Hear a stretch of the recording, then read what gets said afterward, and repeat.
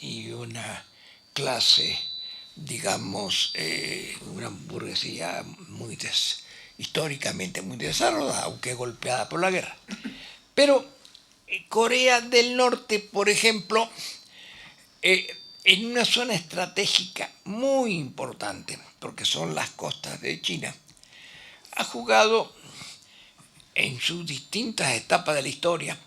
La mayor parte de la historia, saben a qué se parece mucho su Corea a Brasil, en su sistema político.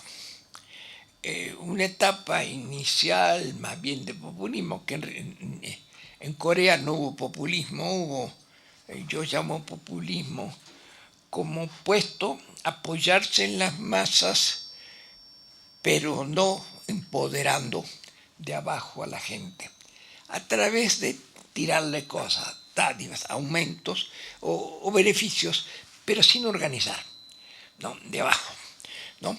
Bueno, en Corea lo que se dio más bien es una gran mistura rara, que como en Chile, por razones distintas, claro, la influencia era por un lado de la revolución cubana, que llegaba a Brasil, el gran impacto. El golpe militar se dio cuando el presidente Joe Goulart, simpatizante de Cuba, fue volteado por un golpe militar. Y en Corea la intervención militar tuvo que ver con el miedo a China.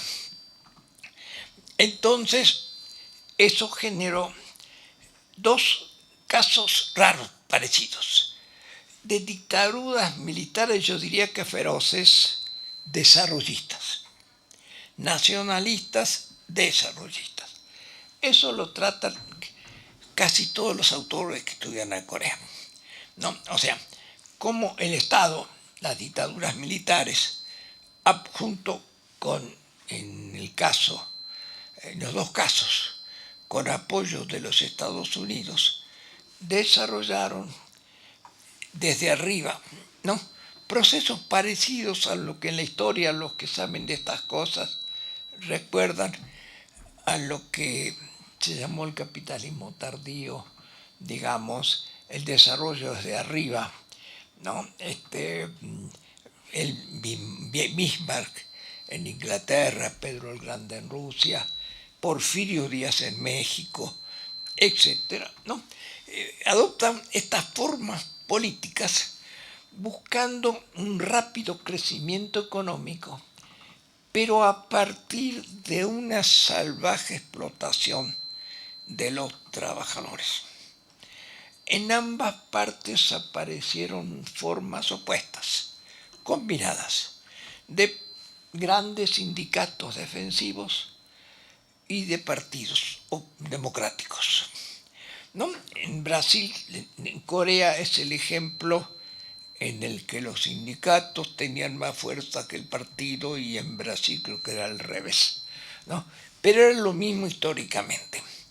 Estas dictaduras cayeron, fueron suplantados luego por gobiernos democráticos favorables a las conquistas sociales de los trabajadores, y fueron después derribados por dictaduras militares que volvieron a aliarse con Estados Unidos contra China. Bueno, y todos los ya conocido, Corea del Norte, esta complicación muy grande. Ahora, por ejemplo, tras ser Corea del Norte gobernado por la derecha, ha ganado la izquierda. Y se habla de nuevo de reunificación de Corea, etc., ¿no? Aunque es un triunfo relativo. Son países en lucha. Con esto quiero decir que hay muchos países que no están claramente definidos en su ubicación. El mismo caso de Argentina o de Brasil, por ejemplo, donde gobiernos populares fueron volteados por golpes, golpes distintos a los golpes militares históricos, no dados por el ejército, sino dentro de las estructuras institucionales del país, ¿no? Hay gobiernos muy de derecha pero con movilizaciones impresionantes de resistencia que hacen completamente incierto. En perspectiva de largo plazo, yo veo esto como un fenómeno coyuntural, ¿no? Sobre todo que tuvo que ver con la caída de los precios del intercambio, que golpeó fuertemente a estos países. Con esto lo que quiero decir que no es que los países se agrupen siempre de la misma manera. Hay un polo claro en el mundo que es la alianza, bueno, era la alianza de Estados Unidos con Europa y Japón, básicamente, y otro polo que era China, Rusia, Irán, con alianzas en América del Sur, en Sudáfrica, etc. Digamos los BRIC para ponerle un nombre.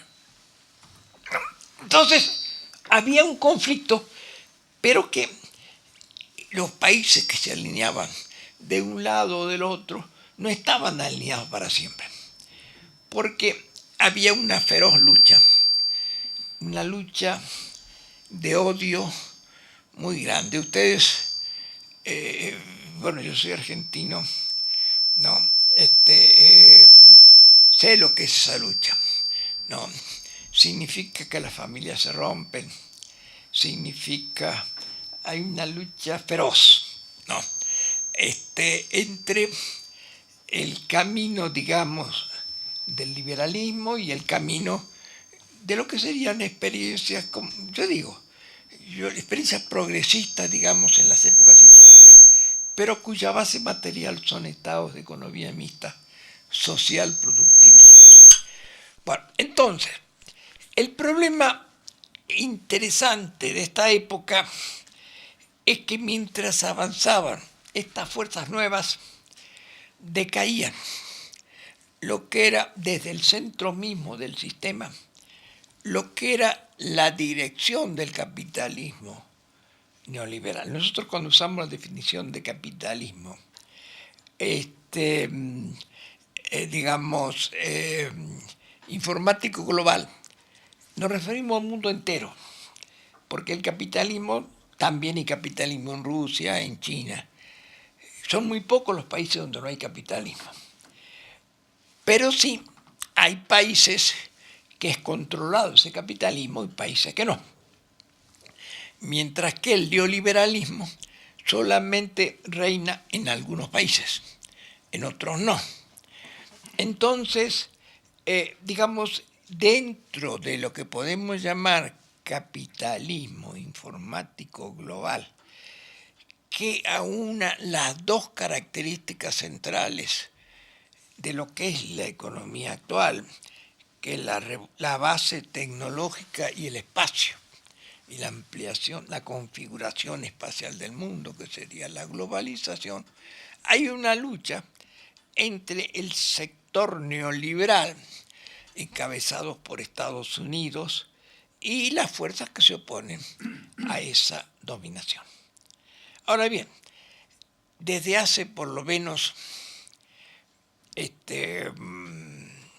15 años, desde el año 2000, hay una declinación muy fuerte del capitalismo de Estados Unidos, que algunos autores con razón lo sitúan más atrás.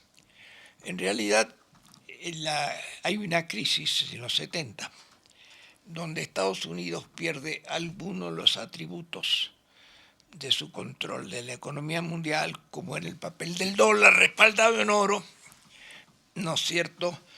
Era que Estados Unidos todavía tendía a tener superávit comerciales,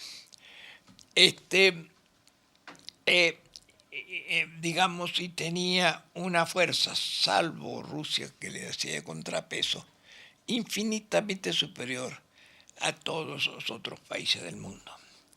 Con la desaparición de Rusia, autores como Hobsbawm dice que ahora hay una única gran potencia mundial, que es Estados Unidos, que sobre todo en la década de los 90 tiene una influencia enorme a nivel mundial, incluso en Rusia, por ejemplo. Rusia es regido por el neoliberalismo. Hay mucha influencia del neoliberalismo incluso en China, ¿no? Aunque no es dominante, ¿no? Y el fenómeno que se ha dado es más bien de ascenso de los países social productivistas y de acentuación de la crisis del neoliberalismo. Crisis que tiene muchas manifestaciones. En el libro que estamos trabajando, uno de los capítulos, que es sobre el que hablé algo en la clase pasada, aunque mezclándolo con la crisis, que son dos problemas distintos porque la declinación es un problema estructural y las crisis periódicas se han dado siempre y a la larga son superadas, ¿no? En cambio, la declinación de un país, como escribe un gran geopolítico, Paul Kennedy, que aconsejo su lectura, Auge y caída de los grandes imperios, ¿no?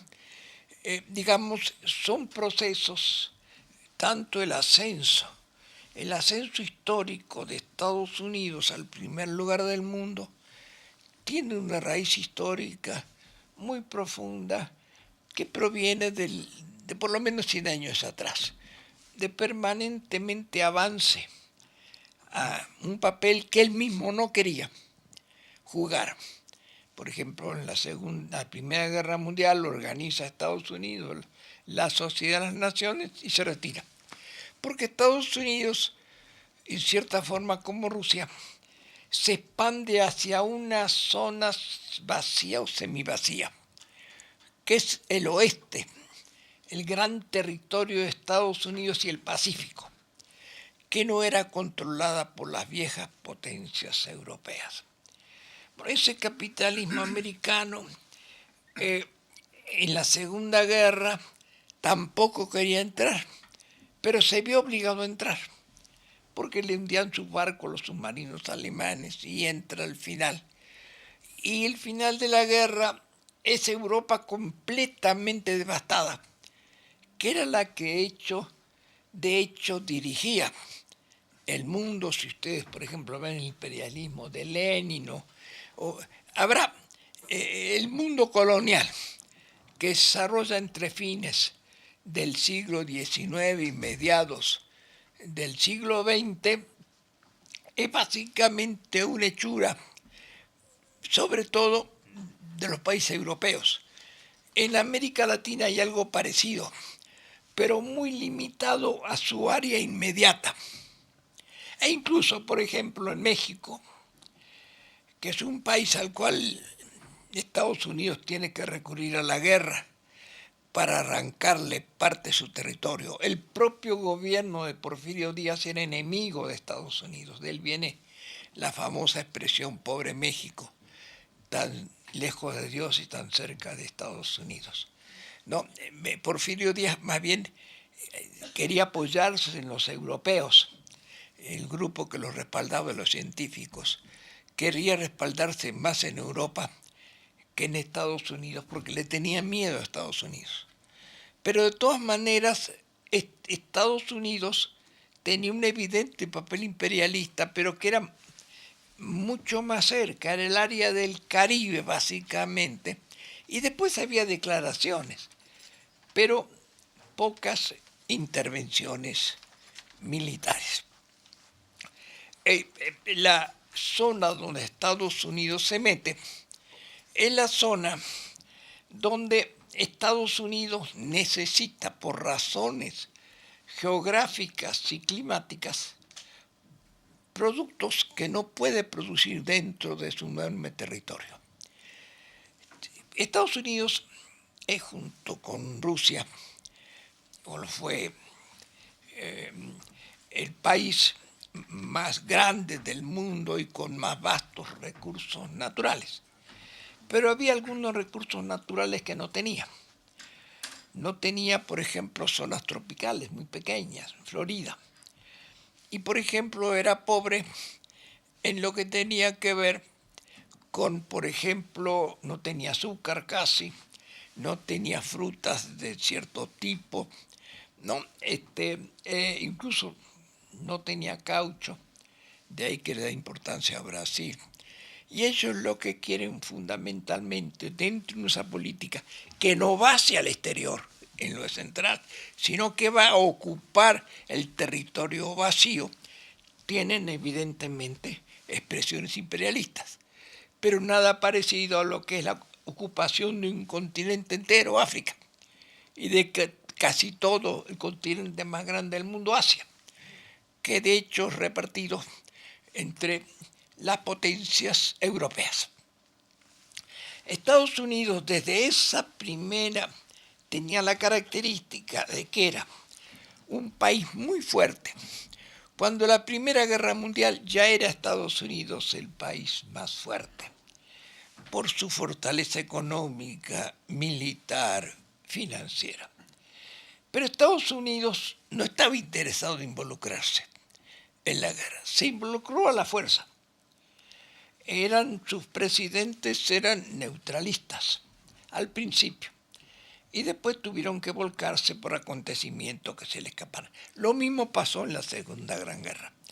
Estados Unidos se metió y ahí sí no se pudo salir más, porque junto con el ascenso mundial de Estados Unidos estaba el ascenso mundial de Rusia, que ya, de Rusia y de lo que era entonces el bloque, digamos, soviético, llamado de muchas maneras campo socialista, etcétera. Yo le hago poca importancia. Claro, hay palabras. El problema de las palabras para llamar a las cosas tiene dos aspectos. Uno, que es menos importante que el contenido. Las palabras, hay muchas maneras de llamar a las cosas. Y todas las maneras de llamar, si describen bien el contenido, pueden ser útiles. Pero hay algunas que son más precisas que otras. Y es conveniente usar la más precisa. Pero si la más precisa no la usa nadie, nadie lo entiende a uno. Es como ir ahí, digamos, a Rusia hablando, digamos así, en albanés, ¿no es cierto? O sea, nadie lo entiende. Entonces a veces hay que asumir categorías que no serán muy científicas, pero que son las que están en uso. ¿Por qué? Porque lo que importa es que la gente lo entienda a uno. Toda comunicación es una comunicación entre el comunicador y el que recibe la comunicación. Y entonces el comunicador debe esforzarse para llegar a esto. Tanto es cierto lo que yo les digo, y voy a hacer una digresión, después vuelvo, por una cosa muy interesante. Una de las últimas disciplinas que ha desarrollado tanto la mercadotecnia como los fraudes políticos en el mundo, el llamado conocimiento estratégico, que se usó en las elecciones americanas, que se usó en el Brexit, que se usó en Argentina, y que se usan la mayoría de las grandes empresas. ¿En qué consiste?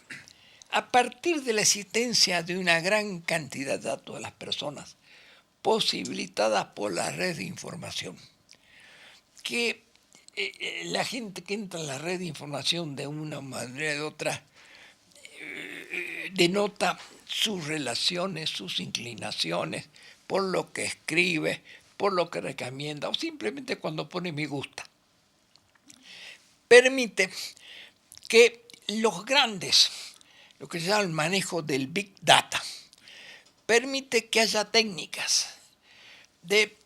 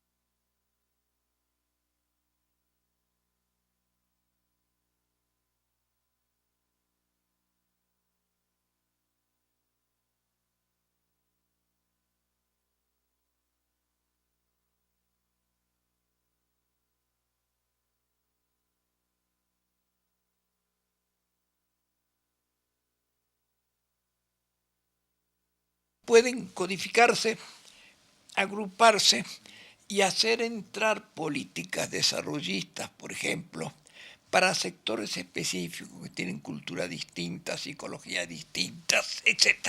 No, es un gran avance que está siendo utilizado para mal, pero que potencialmente puede tener también usos positivos. El manejo de lo que se llama el Big Data, la cantidad monstruosa de información que aplasta a la gente, pero que precisamente porque es tan grande puede ser clasificada. Perdónenme esta digresión, pero venía un poco al caso. Bueno, yo lo que estaba señalando es que Estados Unidos llega desde que se encuentra en Europa con los rusos y en Asia con los chinos, a convertirse en la primera potencia mundial. Lanza el Plan Marshall en Europa, hace la reforma agraria en Japón,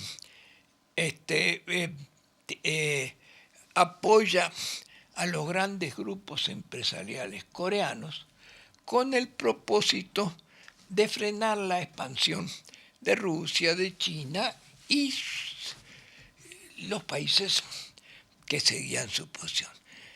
Entonces, Estados Unidos no pierde nunca esa posición, porque si bien en algún momento en la competencia internacional Alemania y Japón se acercan mucho en la crisis de los 70, en el plano comercial a la competencia con Estados Unidos no solamente retoma el control a través de, sobre todo, digamos, un conjunto de instituciones que unifican al mundo capitalista en todos los terrenos. Terreno productivo, tenemos el Banco Mundial, tenemos la UNCTAD, tenemos un plano financiero, el Fondo Monetario Internacional, la Unión Mundial de Bancos, tenemos el Pentágono, tenemos un conjunto de fuerzas controladas por Estados Unidos y sus aliados, que fundamentalmente en esta época se oponen al comunismo. Pero el comunismo cae. Y algunos autores, como vuelvo a Hobsbawm, tiene razón y no la tiene. Tiene razón en el sentido que dice que nunca ninguna potencia tuvo tanta fuerza como Estados Unidos tiene con la caída de Rusia. Es la única potencia mundial. Y en eso tiene toda la razón. Pero se le olvida un hecho, que la recuperación de Estados Unidos ya no es con la misma potencia de la Segunda Guerra Mundial. No tendrá rivales políticos, pero su fuerza económica es menor. Desde entonces, Estados Unidos tiene un déficit comercial cada vez más grande. Desde los años 70 se ha agrandado y agrandado. Tanto es así que, por ejemplo, Estados Unidos, el PIB pongamos 100, comercio exterior pongamos 25. De esos 25, 15 son importaciones y solamente 10 exportaciones. Entonces, Estados Unidos llena el mundo de dólares, digamos así. ¿Por qué? Porque compra, se ve obligado a comprar, ¿no? Y en la medida que no puede superar sus déficits comerciales, hace todo tipo de maniobras para impedir que otros países lo alcancen. pero adopta la lógica de capitalismo neoliberal, que es una lógica que va en contra de muchos de los principios fundamentales del capitalismo. Por ejemplo, en una época en la cual las características del mundo hacen que las inversiones a largo plazo en infraestructura, por ejemplo, incluso en Internet para muchos es lo que se sienta en la computadora, es Internet, pero no. Internet son miles y miles de cables submarinos, de torres de transmisión, ¿no es cierto?, que cuestan muchísimo dinero, ¿no? Y casi todas las grandes actividades mundiales, lo que podemos llamar servicios públicos, que no tienen nada que ver, en la teoría los meten juntos dentro de la confusión que hacen con los servicios que se le prestan a las empresas o a las personas, cuando estos son más bien lo que Marx llama condiciones generales de producción. Esas condiciones generales de producción, los ferrocarriles, la luz, la electricidad, el agua, etcétera, etcétera, no, requiere de enormes inversiones. Y el capitalismo neoliberal se caracteriza por ser muy ávido y la búsqueda de la rentabilidad a corto plazo. No invierte muy poco en negocios que no dan ganancia inmediata. La empresa norteamericana pasa a ser gobernada por los accionistas, que al accionista lo que le importa no es si progresa o no esa empresa, porque si bajan la rentabilidad de esa empresa, compra acciones en otra. O sea, no tiene una relación de largo plazo el accionista con la empresa. Entonces las empresas, para retener accionistas, tratan, como en los equipos de fútbol, no, los directores técnicos podrán ser mejores o peores, pero tienen que salir campeones o andar muy cerca el primer año, porque no hay segundo año, no existe.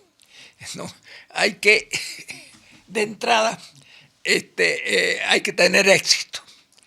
Y como la historia enseña, los grandes éxitos son el resultado de experiencias largas, ¿no es cierto?, de, digamos,